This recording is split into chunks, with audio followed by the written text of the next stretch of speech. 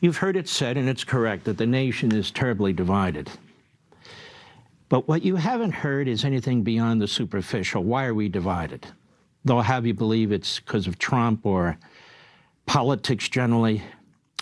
It's more than that. And the reason this nation is so thoroughly divided is we're divided along those who really believe in the founding principles of our country, liberty, and when you look at the Bill of Rights, the issues related there, and those who want to change the country into something that is, well, for many of us, horrific. And that's the battle that's going on. And it goes well beyond politics. It goes right to the heart of the culture and so forth. In 2010, the great Thomas Sowell, one of our greatest thinkers, he wrote a book called The Dismantling of America. And he said in part at the beginning of the book, there are Americans alive at this moment who may experience the national equivalent of a perfect storm, either domestically or internationally or both. To have what is called a perfect storm, many dangerous forces must come together at the same time. Those dangerous forces have been building in the United States for at least half a century. By 2010, remember, he wrote it during the Obama presidency, increasing numbers of Americans were beginning to express fears that they were losing the country they grew up in, and that they had hoped, or perhaps too complacently assumed, that they would be passing on to their children and their grandchildren. No one issue and no one administration in Washington has been enough to create a perfect storm for a great nation that has weathered many storms in its more than 2 centuries of existence. But the Roman Empire lasted many times longer and weathered many storms in its turbulent times, and yet it ultimately collapsed completely. It's been estimated 1,000 years passed before the standard of living in Europe rose again to the level it achieved in Roman times. The collapse of a civilization is not just the replacement of rulers or institutions with new rulers and new institutions. It is destruction of a whole way of life and the painful and sometimes pathetic attempts to begin rebuilding amid the ruins. The really painful surprise is that so many people base their hopes on Obama's words rather than on the record of his deeds. What that means is that even if we somehow manage to survive this man's reckless economic policies at home and his potentially fatal foreign policy actions and inactions, the gullibility and fecklessness of those voters who put him in the White House will still be there, to be exploited by the next master of glib demagoguery and emotional images, who can lead us into another vortex of dangers from which there is no guarantee that we will emerge as a free people or even as a viable society. Our concern is not with one man, but with a country, though history has shown repeatedly that one man in a key position at a crucial time can bring down a whole country in ruins. But history is just one of the things whose neglect has contributed toward the confluence of forces that can produce a perfect storm. When we look back at the decades-long erosions and distortions of our educational system, our legal system, and our political system, we must acknowledge the chilling fact that the kinds of dangers we face now were always inherent in these degenerating trends. Thomas Sowell, Dismantling America. And what is it that we're up against? Why is it that the country is so thoroughly divided? What can turn American against American, or what can turn maybe half the nation or a third of a nation against its own country, against its own founding, its history, against its own progress, contributions to humanity? What is that force? Ludwig von Mises was one of the great economic philosophers of the last century. And he wrote a book called Marxism Unmasked, From Delusion to Destruction. And one of the things he said, perhaps more articulately than I, is that the philosophy of today is that of Karl Marx. He is the most powerful personality of our age. Karl Marx and the ideas of Karl Marx, ideas which he did not invent, develop, or improve, but which he combined into a system, are widely accepted today, even by many who emphatically declare that they are anti-communist and anti-Marxist.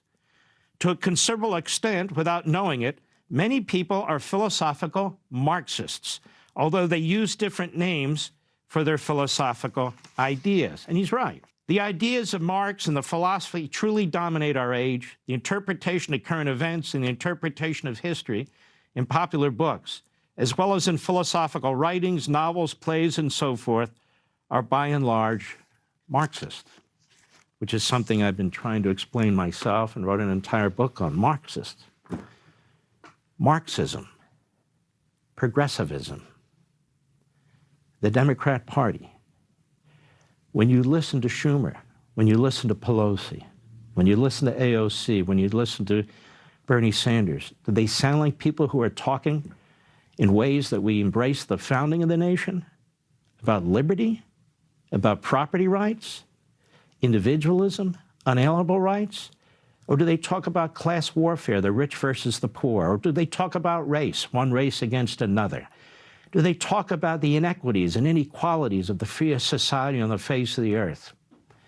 These are Marxist ideologies, Americanized, that they're talking about. I will give you a perfect example right now. You see what's happening in our classrooms.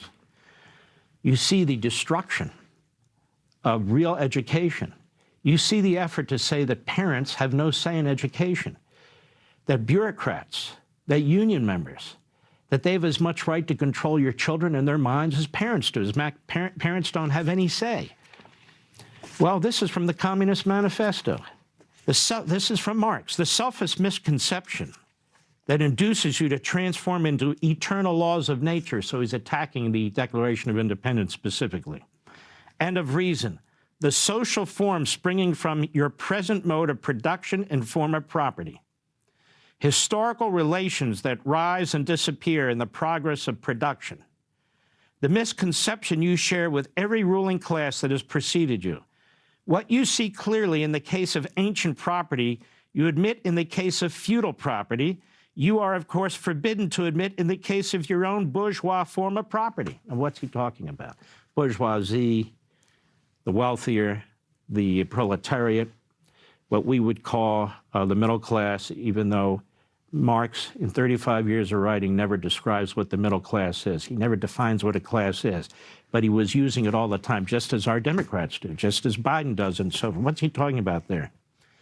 He's talking about property in your children. Because everything's about a dialectic system. He's talking about the property in your children. He says, abolition of the family, exclamation mark. Even the most radical flare-up at this infamous proposal of the communists. On what foundation is the present family, the bourgeois family, based? On capital, on private gain. In its completely developed form, the family exists only among the bourgeoisie, the wealthy. But this state of things finds its complement in the practical absence of the family among the proletarians and public prostitution. So among the people, the family isn't strong. It's really not vibrant. It's just the wealthy, the ruling people, the management people, the executives. They're the ones that keep pushing this idea of a nuclear family. The bourgeois family will vanish as a matter of course when its complement vanishes, and both will vanish with the vanishing of capital.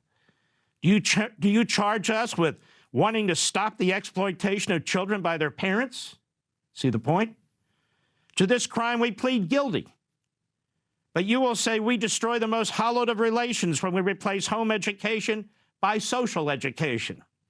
And your education, is not that also social and determined by the social conditions under which you educate?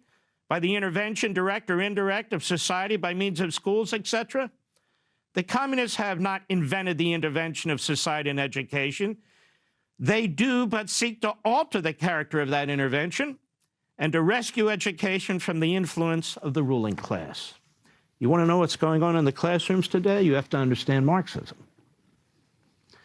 You have to understand what Mises said and what others have said. This is an intent to destroy the nuclear family, because in order to indoctrinate your children as actors for the state, you've got to destroy the family. The greatest obstacles to advancing this so-called nirvana or paradise or utopia is the family and faith. Now, you had an overwhelming number of senators who voted the other week for what they call the Respect to Marriage Act or something to that effect. That law really had nothing to do with marriage.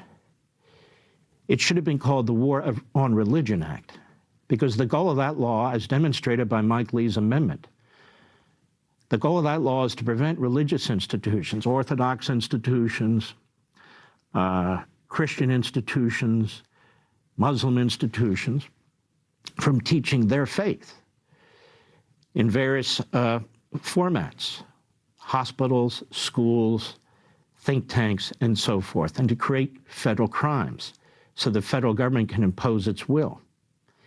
The war on the family is taking place every single day when you turn on TV and you watch the corporatists and their commercials and all the rest. But this is only one little piece of it. This is only one little piece of it, the war on American history. The history that brought us the freest nation on the face of the earth over time, where Americans fought a civil war with over 700,000 casualties to end slavery and keep the Union. No country's ever fought a civil war over slavery like that. We did. And all the efforts, economic, legal, and otherwise, to make amends for the past as if they never took place. Or a great nation that represents the unalienable rights of the individual, that rights come from God, that there is a natural law, a right and a wrong, a good and an evil, and that all our rights and the law don't come from the present-day politicians and their supposed wisdom. This is a big difference between the Marxist ideology and the ideology that's built on thousands of years of human experience, and which was heavily influenced in this country by Montesquieu and Locke, by Adams and so many others, Burke, and the great founders of this country. That's the battle that's going on in this country. The dismantling of America, its culture in every respect, which has found a home in the Democrat Party, which has devoured the media, devoured our public schools, devoured our colleges and universities, and devoured our entertainment industry, and the rest of us who understand what a fantastic country this is. We're losing elections, and the media and the pollsters and the consultants, and yes, the Republican establishment are looking for easy answers. The problem is, they're the problem.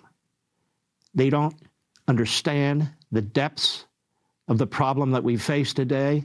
They don't want to address it. And their idea of successful politics is to meet halfway the party that is hell-bent on destroying our country. Want to see more Mark Levin? Go to levintv.com and subscribe now.